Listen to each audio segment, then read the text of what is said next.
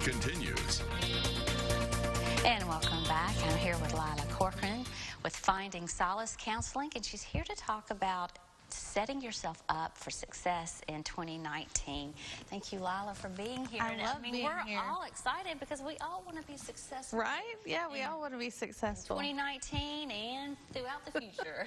So that's kind of the starting point for this. It's January. It's the time that everybody takes stock of last year, makes plans for this year, what they do want to do and invest in, what they absolutely know that they don't feel capable of doing or that they know that they need to let go of, things like that. But we want to take a spin kind of on the idea of a resolution. One, because there's such a stereotype and a stigma with that people don't follow through and things like that. But making it, adding some insight into it so that maybe you're more able to stick with it and find success with it.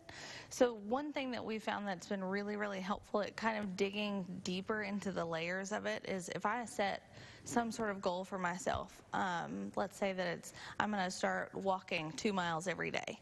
Well, why? Like just that question of why takes you to the next thing. And it might be a superficial thing at first. Well, I want to lose weight. Well, why do you want to lose weight? Well, and that could be my doctor said so, the people around me have negative comments about me. It could be a little bit of anything. Well, then again, say why? Why did any one of those things happen? And you work yourself to the point that then you realize the deeper meaning behind what you're trying to do and lets you recognize maybe there's something that you need to work on within yourself outside of that might even be irrelevant to that, or it strengthens your conviction in that decision, if that makes sense. That makes very good. So you may discover something about yourself that you really didn't know.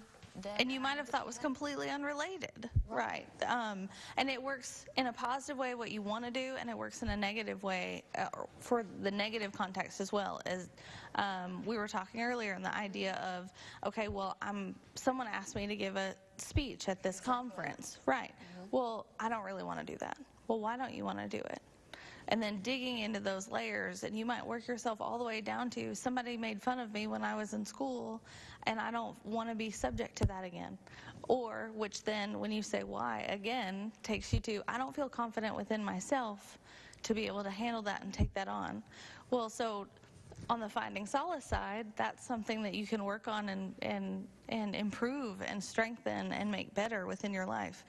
Or it could be something of, no, I just really don't enjoy public speaking and I don't want to do it. And that's okay. Yeah, exactly. And either way, you feel better about your decision. What should you do if you get to, maybe getting fit and then you feel like you come to a conclusion that maybe you're not happy with? Maybe it's, I'm insecure. Everybody loves me the way I am, but for some reason I don't. And I think I think again, you can take it a couple steps deeper. Why don't you? Is that a voice in your head?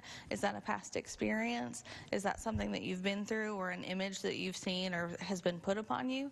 But I think when you get stuck, that's what people like the staff at Finding Solace are there for. When you get stuck, call us and let us help you process. It doesn't mean you're in therapy forever. It just means you're stuck and you could use some help. So we'd love to be able to help with that. Everyone needs someone to talk to. Absolutely. I believe. Thank you so much, Lila, for coming on the show. Thank you. Great segment. Happy New Year to you, too.